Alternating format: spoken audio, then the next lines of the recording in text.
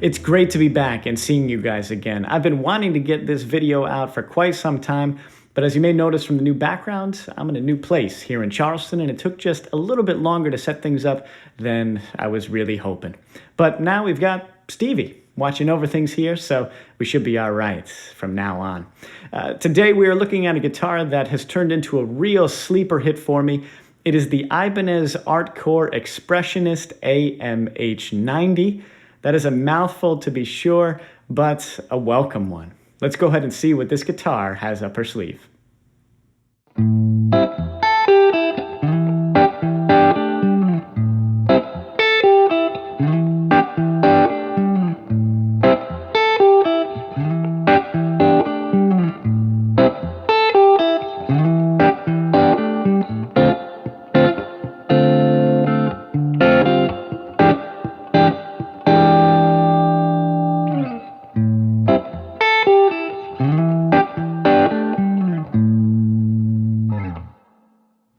This guitar is completely hollow, so think Epiphone Casino, but with humbuckers instead of P90s. It's a really cool concept. And the fact that she's in the Artcore range, it's made in Indonesia with that sort of mid-tier price tag to go along with it. Up at the headstock, you'll see we do get gold hardware, multi-ply binding, and a pretty sweet inlay. Side point on this headstock, for me personally, it's probably my favorite of all the Ibanez shapes. It's full enough to fit this guitar style, but it's not like an enormous eyesore, if you know what I mean. As far as the nut goes, it is made out of plastic, but it was cut and shaped very well, so I don't see any issues there.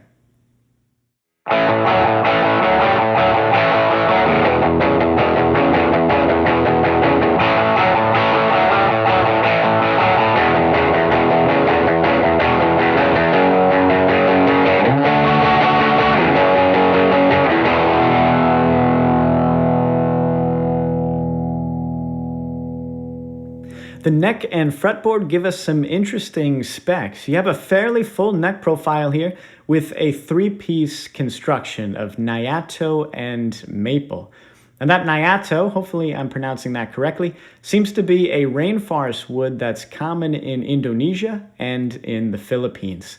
The fretboard is bound and it is made out of ebony, which is probably my favorite of all the fretboard material. This particular one is especially nice and dark, which I love. And you do get these simple yet elegant abalone dot inlays, which I really like. A 24 3/4 inch scale, 22 medium frets. Really nice fret wire this. For me personally, I like my frets on the small to medium size, which these are. It also is a 12-inch radius, so fairly flat. The Ibanez website has measurements listed for different parts of the neck, and here they are as follows. 43 millimeters wide at the nut, 57 millimeters wide at the 22nd fret, 21 millimeters thick at the 1st fret, 24 millimeters thick at the 9th fret, and when I weighed the guitar, she came in at 6 pounds, 3 ounces.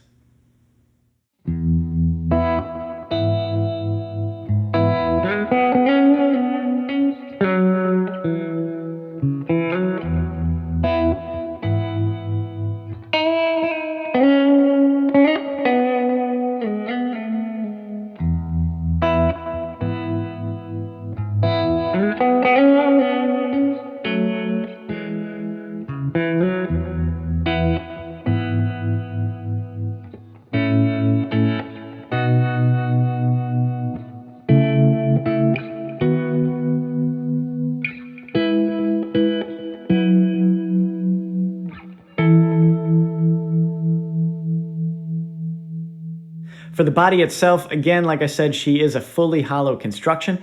There's just a really small block of wood under the bridge for support, and that's about it. The wood that's listed for the top, back, and sides is linden, which seems to be a European basswood. I didn't even know that existed. The size of the body is really cool as well. I'm going to put it up against my D'Angelico DC for comparison. That's roughly 335 size, and you'll see that the Ibanez is fractionally smaller, which is kind of interesting. And you probably can't see in this image, but the Ibanez is a hair deeper than the D'Angelico as well. Kind of an interesting combination there.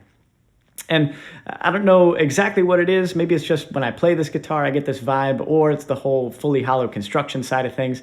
But it really just reminds me of something that Jack White or Dan Auerbach would play, albeit probably a more like beat up version of what I'm holding here. But you can get that like crazy, raggy fuzz kind of texture and fit right in with the white stripes of the black keys with this.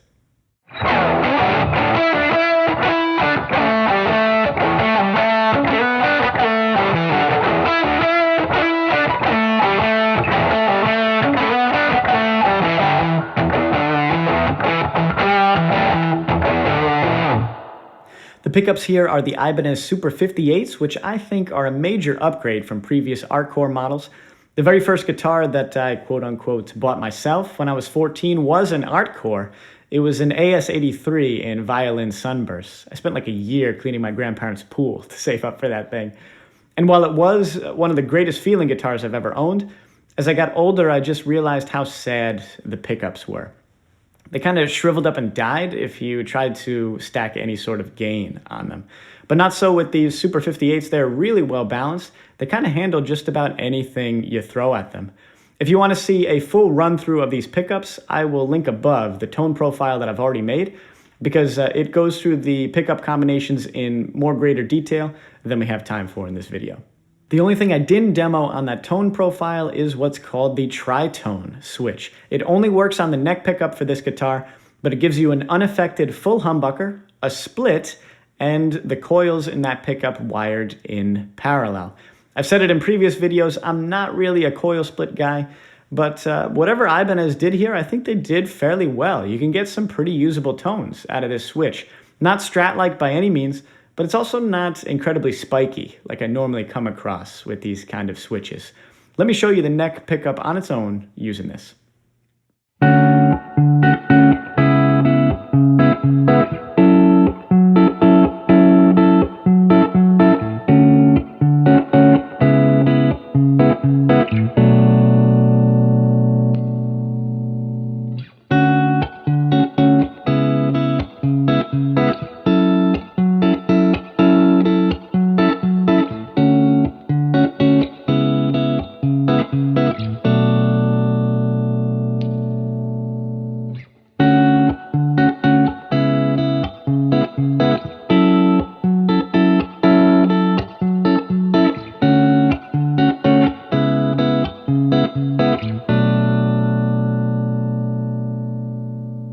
And now, since it only works on the neck pickup, you won't get any effects if you're on the bridge pickup by itself, but in the middle position, you still can get different tones out of this switch. Let me show you those combinations now.